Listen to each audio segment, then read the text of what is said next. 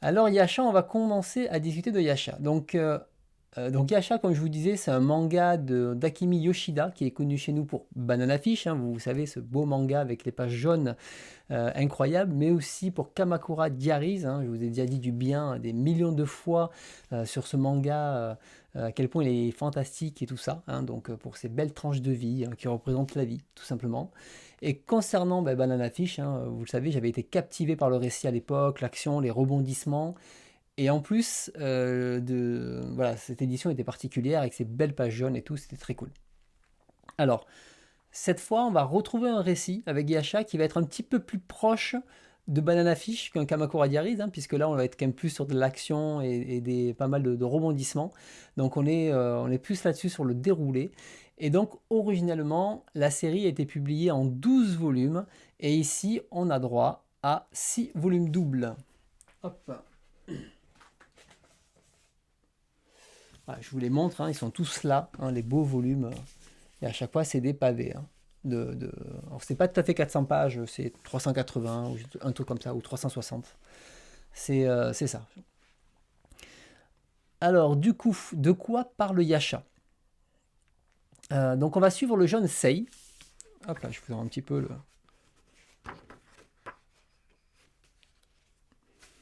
Voilà, hop, je vous cale les pages. Alors, on va suivre le jeune Sei qui vit paisiblement sur une petite île. Et après qu'il ait été témoin du meurtre de sa mère, alors je vous rassure, hein, c'est le tout début. Hein. Après qu'il ait été témoin du meurtre de sa mère, en fait, il va être kidnappé par un grand groupe pharmaceutique et il se retrouve exploité par ce laboratoire qui est le laboratoire Neogenesis. Et on découvre que Sei, en fait, est doté d'une intelligence et de capacités exceptionnelles. Et en grandissant, en fait, il va devenir un scientifique renommé et il va se spécialiser dans la virologie. Mais ses compétences hors normes, en fait, semblent pas très naturelles, hein, vous vous en doutez.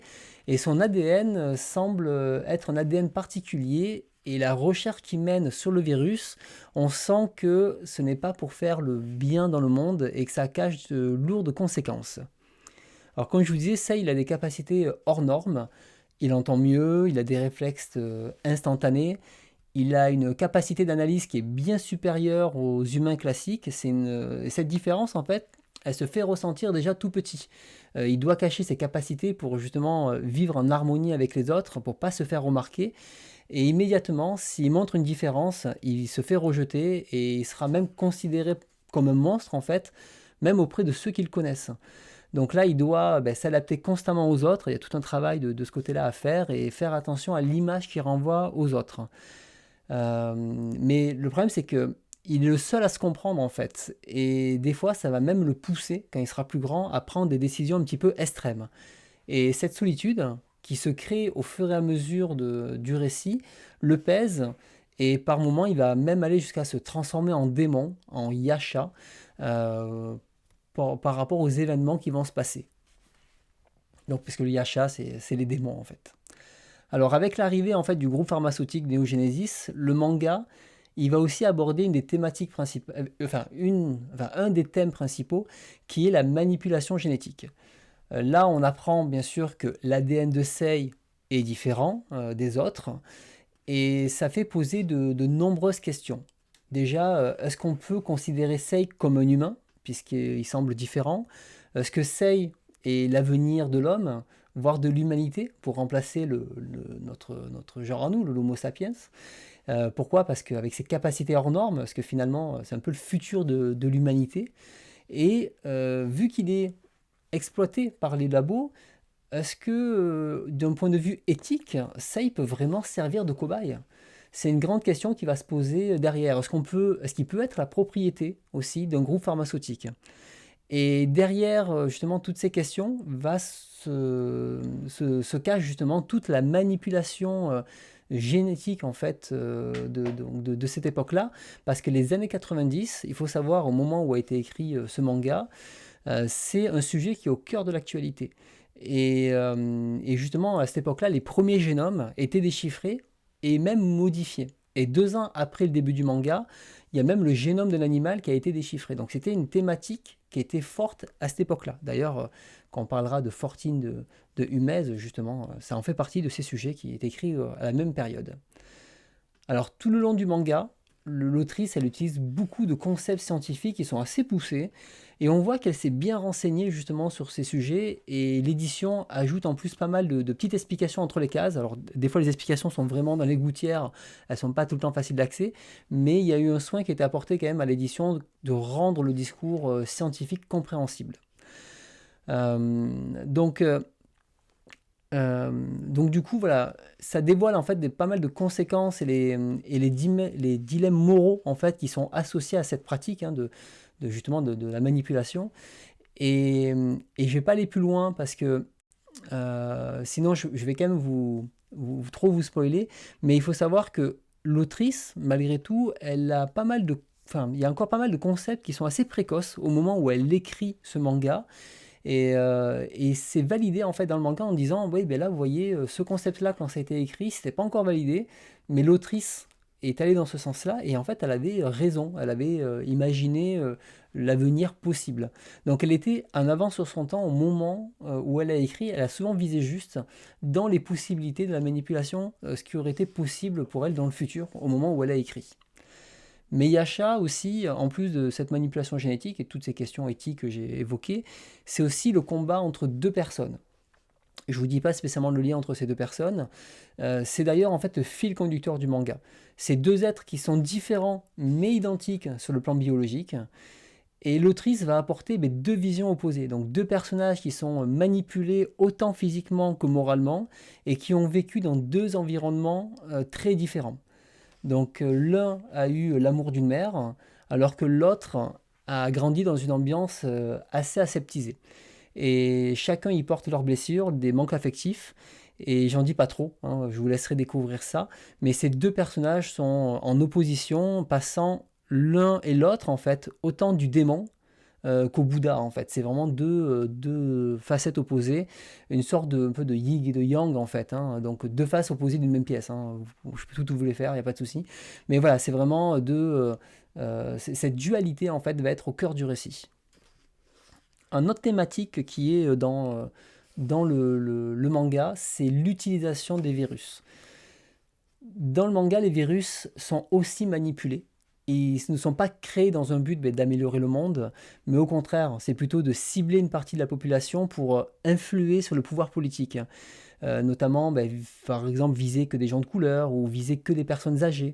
Et tout ça à des fins de guerre bactériologique ou avec des virus assassins. Et bien sûr, avec des vaccins qui sont déjà prêts à la vente pour s'enrichir un petit peu plus. Et Yasha insiste beaucoup sur la puissance de ces gros groupes pharmaceutiques et la dangerosité justement de ces laboratoires qui conçoivent ces virus. Alors, on ne va pas partir dans le complotisme, etc. C'est pas le but, hein, mais il y a beaucoup de choses qui évoquent un peu les similitudes des événements qu'on a vécus il n'y a pas longtemps, comme la pandémie, hein, bien sûr. Et je précise, voilà, c'est plutôt le côté un virus qui s'est déclenché de nulle part, qui s'est propagé, etc. C'est vrai que voilà, c'est quand même quelque chose qui a provoqué des millions de morts, et c'est typiquement comment dire, des éléments qui vont être abordés dans ce récit. Donc il y a une grosse convergence entre la fiction et la réalité. Et ça ajoute pas mal du poids au manga parce qu'on l'a tous vécu déjà, mais surtout, lui a été écrit dans les années 90 et on se rend compte que 30 ans après, on a cette situation-là qui arrive chez nous. Et une situation mondiale. Alors le manga, il est efficace, clairement. L'autrice, elle alterne entre des scènes d'action, de réflexion, de retournement, comment dire, de situation. Elle enchaîne en fait pas mal, hein, genre le récit, il enchaîne beaucoup, et elle impose en fait son rythme, justement, à chaque fois. C'est elle qui impose son rythme, et la lecture, je la trouve assez captivante. Elle est très fluide, elle est très agréable, elle est très prenante, et, et en plus, ce qui est étonnant, c'est que on lit, des fois on a l'impression qu'il ne s'est pas passé grand-chose, et en réalité, en fait, il s'est passé plein de trucs, et le manga est assez long à lire, il est assez verbeux, de manière générale, même si en feuilletant on n'a pas l'impression, c'est quand même, j'ai mis pas mal de temps à lire ce récit. Et le fait que la narration soit continue, c'est-à-dire qu'il n'y a pas de page d'interchapitre Donc vraiment, c'est 300 pages à la suite sans coupure. On a aussi une impression de continuité et pardon, de continuité et comment dire, et de tension permanente qui revient dans le récit. Et l'autrice dedans est quand même pas très tendre avec ses personnages, hein, là-dessus. C'est ça qui est assez plaisant. Il y en a certains qui perdront la vie. Enfin voilà, elle aime bien justement un petit peu les malmener et nous proposer un récit un petit peu plus dur. Je vous montre un petit peu le deuxième volume. Je ne montre pas trop, je vais vraiment rester sur les premiers volumes pour pas trop vous spoiler justement. C'est pas le but. Hop. Voilà. Alors, d'ailleurs, au niveau de la narration, là j'étais un petit peu surpris parce que le manga, bon, il a déjà 27 ans aujourd'hui. Et, euh, et en fait, pour une œuvre qui reste assez récente, parce que 27 ans, c'est pas si vieux que ça dans le manga, je trouve que elle arrive à nous, comment dire, elle dévoile en fait l'histoire au fur et à mesure. C'est-à-dire que au lieu de nous offrir une narration un petit peu comme aujourd'hui, où dès le début, il y a comment ça s'appelle, on connaît les tenants, les aboutissants du héros, de l'histoire et tout ça. Et en fait, dès le premier chapitre, ça y est, tu as tout. Et puis ensuite, on déroule le reste. Et bien là, pas du tout. Elle prend le temps. Elle n'hésite pas à commencer le titre dans l'ordre chronologique quand Sei est enfant. Elle fait pas spécialement de teasing sur la suite, elle rajoute un peu des actions pour se faire poser des questions. C'est uniquement des événements qui vont être marquants en fait pour susciter notre curiosité et on découvre en fait tous les personnages sans comprendre les tenants et aboutissants. Et c'est typiquement un manga qu'on ne peut pas juger au premier volume parce que les grands enjeux ne sont pas encore arrivés dans le manga. Donc il faut laisser le temps qui se dévoile, il faut patienter et du coup il ne faut pas s'arrêter au volume 1. Donc ça, voilà, ça c'est un point important. Et c'est quelque chose que j'avais pas lu depuis longtemps. D'ailleurs, au début, je me trouvais c'est assez, comment dire, c'est assez étonnant parce que au début, j'ai mais où me mène le récit, je n'arrive pas à voir. Et en fait, ça fait vraiment narration à l'ancienne. Et du coup, j'ai beaucoup apprécié ça parce que les éléments sont distillés au fur et à mesure. Et le manga prend vraiment de l'ampleur au fil des pages. Et on l'apprécie de plus en plus derrière. Alors, je peux quand même lui faire un petit reproche sur la narration, c'est-à-dire que elle peut manquer un petit peu parfois de vue globale. Comme le récit va beaucoup être centré sur les deux personnages principaux, les personnages qui gravitent autour, le souci c'est que des fois il y a des événements qui vont se passer d'un point de vue extérieur et c'est vrai que j'aurais pas dit non un petit peu plus de visibilité sur la situation globale d'un point de vue voilà, de qu'est-ce qui se passe en dehors de leur monde à eux. Ça reste un détail, c'est pas méchant en soi hein, de ce côté-là, mais c'est vrai que j'aurais bien aimé en avoir un tout petit peu plus de ce côté-là. Alors, côté dessin, au début, je trouvais que les visages n'étaient pas très bien définis. Elle avait un petit peu, je trouve, du mal derrière. J'avais même cru au début que c'était dessiné avant Banana Fish, pour vous dire. Et en fait, rapidement, au bout de quelques chapitres, le trait s'affirme et chaque personnage est bien identifiable. Voilà, là on a des visages qui sont beaucoup plus propres, avec des traits clairs et précis, même dans les phases d'action. Il faut savoir que les phases d'action sont très claires à chaque fois, on ne se perd pas, c'est une des qualités de l'autrice, hein, c'est qu'elle sait très bien raconter son récit et tout soit lisible. Après, un autre point, c'est vrai que le personnage principal, il fait un petit peu penser à Ash de Banana Fish, parce que dans son caractère, c'est un peu l'archétype aussi de l'autrice. C'est-à-dire, ça serait dommage de s'arrêter là. Moi, j'avais vu des retours, ouais, ça fait trop penser à Banana Fish, je continue pas. Et en fait, pas du tout. Certes, c'est un archétype, mais le récit, il prend vraiment une direction totalement différente. Mais au début, voilà, il faut pas comparer. Mais ça, en même temps, combien de mangaka ont les mêmes personnages, ils changent un tout petit peu le visage ou quelques caractéristiques, et ça y est, c'est reparti pour une nouvelle histoire. Je pense que tout le monde a connu ça, les Katsura, même Toriyama, etc. Et c'est toujours les mêmes designs, c'est toujours les mêmes trucs. Au bout d'un moment, c'est normal aussi, des fois, de revenir sur des titres, enfin des personnages qu'on connaît. Donc, je trouvais que c'était un argument qui était un peu dur pour ça.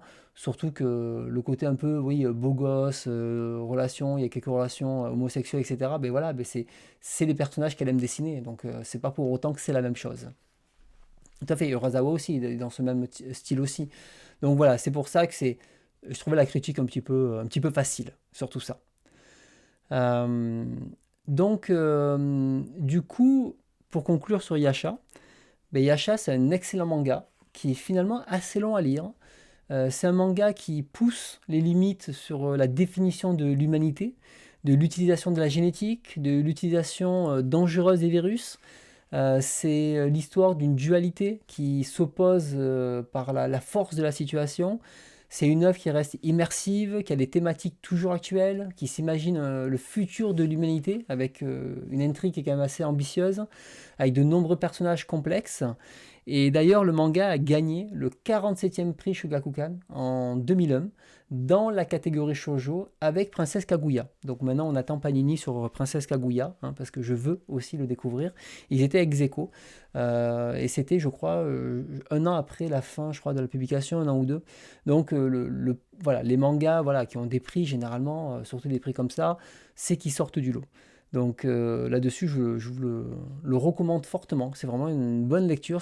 En fait, c'est une série que j'ai appréciée encore plus après la lecture. En fait, une fois qu'on se pose, qu'on repense à tout ce qui s'est passé, on l'apprécie encore plus avec le temps. On se dit, ah ouais, il s'est passé ça, il s'est passé ça. Ah oui, mais il y a eu ça aussi. Ah oui, mais il y a cette thématique, etc. Parce que la lecture est tellement, elle enchaîne tellement en permanence, elle est tellement fluide que des fois, limite, on n'a pas le temps de se poser parce qu'il n'y a pas de coupure dedans. Et là, on revient en arrière, on dit, ah ouais, franchement, c'était plutôt cool en fait, ce que j'ai lu en 6 volumes, là, enfin en 6 volumes doubles. Et c'est typiquement, je pense, le genre de récit qu'on apprécie encore mieux lorsqu'on le relit. Maintenant qu'on sait où ça va, à quel personnage il y a, etc., ben là, en le relisant, on se dit, ah ouais, ok, ça y est, je vois. On regarde les détails, vraiment comment l'histoire se construit, qui sont ces personnages-là, pourquoi à ce moment-là il y a eu ça. Et c'est typiquement le genre de récit voilà, qui est assez prenant et qu'il faut relire. Il y a certaines pages qui sont très très belles, hein, dedans. En tout cas, voilà, moi je me suis régalé. Je vous le conseille très très fortement. Je regarde un petit peu là ce que vous avez mis comme commentaire. J'essaye de suivre, mais quand il y a des grosses phrases, c'est plus compliqué pour moi. Hop là. Mais justement, Thomas, tu vois, alors, je vais relire un petit peu ce que vous avez écrit. Donc, Matojurad, voilà, tu as acheté, lu et aimé. Tu étais moins pris dedans qu'avec Banana Fish, je crois, mais ça reste une très bonne histoire. Moi, je ne peux pas comparer les deux. Ça fait trop longtemps que j'ai pas lu Banana Fish. Je sais que Banana Fish, moi, j'étais à fond dans l'histoire quand je l'ai lu, mais j'ai lu il y a trop trop longtemps. C'est pour ça que j'évoque pas la comparaison avec lui. Elle serait fausse. C'est sur des souvenirs, et les souvenirs, généralement, c'est pas la réalité. Voilà. Donc toi, Linchan, donc lui est bien aimé, pas son meilleur, mais sa BBO est tellement au-dessus de tout le reste. Donc voilà, donc en tout cas, moi je trouve que c'est une bonne lecture, je le répète. Comme je vous ai dit, hein, il n'y a pas une thématique intéressante. Et pareil, je ne vous dis pas que c'est le manga d'elle à avoir absolument et compagnie, mais c'est une très bonne lecture si vous voulez découvrir l'autrice, je pense que ça passe très bien. Donc toi, redondant avec Banana, ben écoute, je relirai Banana, je pourrais comparer à ce moment-là, mais moi je pense que c'est vraiment, on n'est pas du tout sur les mêmes thématiques. Salut Alligato, bienvenue à toi. Hop là. Bon, le complotisme, oui, je sais pas si c'est vraiment du complotisme, mais en tout cas, voilà, elle met en avant des gros groupes, hein, clairement. De voir que j'ai dévoré ces pavés. Donc toi, Matojura, tu les as dévorés, donc c'est très cool. Et voilà, bon, vous laisse lire le commentaire de Lin Chan sur le complotisme. Euh, donc voilà. Euh, ok, sur certains points, pas l'ensemble. Ok, je comprends. Oui, non, il y a quelques points qui ressemblent par ses héros, notamment, c'est clair. En tout cas, voilà, Yasha, j'ai pris du plaisir à les lire. J'ai mis longtemps à les lire au final. En plus, c'est un moment, je les ai lus, j'avais pas beaucoup de temps à la lecture. J'avais un peu de mal à avancer par manque de temps. Mais quand je me lançais dedans, ben, j'étais quand même pris. Souvent, je dévorais presque le volume entier. J'avais envie de continuer, mais j'avais vraiment l'impression qu'un volume, je mettais 2 heures à le lire, quoi. C'était assez dense, quoi. Donc ça, c'est une série, je vais laisser de côté. Et puis, je la laisserai un petit peu mijoter tranquillement là, et puis je la relirai un jour et je pense que je l'apprécierai encore plus au moment où je la lirai. Voilà, on arrive à la fin de Yasha.